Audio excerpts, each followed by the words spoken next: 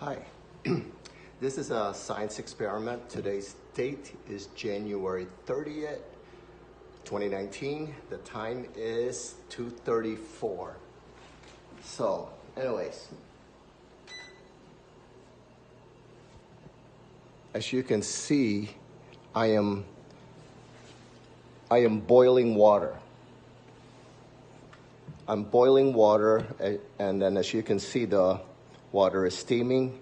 Well, the basis of this experiment is you have to have extreme temperatures like what's going on outside. And once you boil the water, throw the whole thing outside, and if everything works well, the water will become like instant powdered sugar. So that's the general idea. Let's see if it works. My next video should be the one highlighting that event. I'm gonna step outside my back deck and just get rid of this water. Okay? So until then. Water is now boiling. Okay. Let's go outside. Go outside. Let's see here.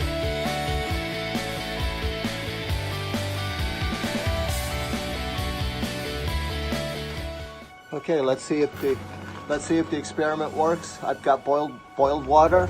It's about -30, -40 something outside. Let's see if it works. Boil water.